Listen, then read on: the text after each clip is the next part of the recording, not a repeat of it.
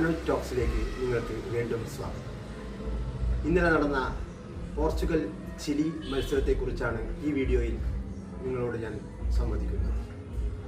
വളരെ ആവേശകരമായ ഒരു മത്സരമായിരുന്നില്ലെങ്കിലും ചില കാര്യങ്ങൾ നമുക്ക് വ്യക്തമാക്കുന്ന മത്സരമായിരുന്നു പോർച്ചുഗലിൻ്റെയും ചിലിയുടെയും.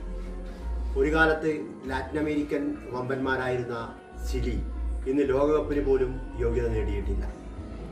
എങ്കിലും അവർ ഒരു ലാറ്റിൻ അമേരിക്കൻ ശൈലിയിൽ തന്നെയാണ് കളിച്ചത്. പോർച്ചുഗൽ ആവട്ടെ യൂറോപ്യൻ ആക്രമണ ഫുട്ബോളിൽ തന്നെയാണ് കുതിച്ചു കയറിയത്. ഇൻ്റർവെൽ വരെ ഒരൊറ്റ അറ്റാക്ക് പോലും നടത്താൻ ചിലിക്ക് കഴിഞ്ഞതുമില്ല. പോർച്ചുഗൽ ആവട്ടെ റാഫേൽ ലിയോയിലൂടെയും റൊണാൾഡോയിലൂടെയും ആക്രമണത്തിൻ്റെ മൂർച്ച കനപ്പിക്കുകയും ചെയ്തു. പോർച്ചുഗലിൻ്റെ കേളി ശൈലി എന്ന് പറയുന്നത് ഒരു സ്ട്രൈക്കറും അതുപോലെ തന്നെ മധ്യനിരയിലാണ് അവരുടെ ഏറ്റവും വലിയ ശക്തി എന്ന് പറയുന്നത്. എന്നാൽ മധ്യനിരയിൽ PSG-യുടെ കുന്തമനകളായ വിറ്റീഞ്ഞയും ജാവോ നെവസും ടീമിലുണ്ടായിരുന്നില്ല. അതുപോലെ പ്രതിരോധത്തിൽ ന്യൂനോ മെൻഡസും കളിയിൽ ഉണ്ടായിരുന്നില്ല. പുതിയ പെനാൽറ്റി ബോക്സിന് പുറത്ത് വെച്ച് ബ്രൂണോ ഫെർണാണ്ടസ് തൊടുത്തുവിട്ട ഒരു കേളിംഗ് ഷോട്ടാണ് പോർച്ചുഗലിന് രണ്ടാമത്തെ ഗോൾ സമ്മാനിച്ചത്.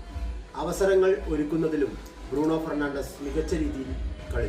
രണ്ടാം പകുതിയിൽ ക്രിസ്ത്യാനോ റൊണാൾഡോക്ക് പകരക്കാരനിറങ്ങിയ ഗൊദൈസ് ആണ് പോർച്ചുഗലിന്റെ ആദ്യ ഗോൾ നേടിയത്. റൂബൻ നെവസിൽ നിന്നും പാസ് സ്വീകരിച്ച ഗൊദൈസ് മനോഹരമായ ഒരു ക്ലിനിക്കൽ ഫിനിഷിങ്ങിലൂടെ അത് ഗോളാക്കി മാറ്റി. നെവസ് തൻ്റെ സ്വതസിദ്ധമായ കളിയിലൂടെ ഒരു ഗോളിന് അവസരമൊരുക്കി എന്നത് ശ്രദ്ധേയമാണ്. അവരുടെ ആശ്വാസ ഗോൾ നേടിയത് അവരുടെ മധ്യനിര താരം ലൂക്കാസ് സെബഡയാണ്. പോർച്ചുഗീസ് പ്രതിരോധ നിര അവസാന നിമിഷങ്ങളിൽ ആടിയുലയുന്നത് നമുക്ക് കാണാമായിരുന്നു. ലോകകപ്പ് മത്സരത്തിലിറങ്ങുന്ന പോർച്ചുഗീസ് പ്രതിരോധ നിരക്ക് ഇതൊരു വാണിംഗ് തന്നെയാണ്. അവസാന നിമിഷങ്ങളിൽ എപ്പോഴും അവരുടെ പ്രതിരോധ നിരയിൽ ചില വിള്ളലുകൾ കാണാവുന്നത് ഒരു നല്ല കാര്യമായിട്ടല്ല സൂചിപ്പിക്കുന്നത്. മികച്ച പ്രകടനം കാഴ്ചവെച്ചത് ചിലിയുടെ ഗോൾ കീപ്പർ ലോറൻസ് വിഗൂറാക്സ് തന്നെയാണ്. കാരണം റൂബൻ ഡയസിൻ്റെ ഹെഡർ അടക്കം അദ്ദേഹം തടുത്തിട്ട് ചിലിയെ മത്സരത്തിൽ നിലനിർത്തിയത് ആ ഗോൾ കീപ്പറുടെ കഴിവുകൾ. കളിയുടെ തുടക്കത്തിൽ റാഫേൽ ലിയാവോ മികച്ച ഡ്രിബിളിങ്ങിലൂടെ മികച്ച കളി കാഴ്ചവെച്ചെങ്കിലും അദ്ദേഹത്തിൻ്റെ അച്ചടക്കമില്ലാത്ത കളി അദ്ദേഹത്തെ റെഡ് കാർഡിന് ഇരയാക്കുകയും ചെയ്തു. രണ്ട് ടീമിലും 10 കളിക്കാർ മാത്രമാണ് ഉണ്ടായത്.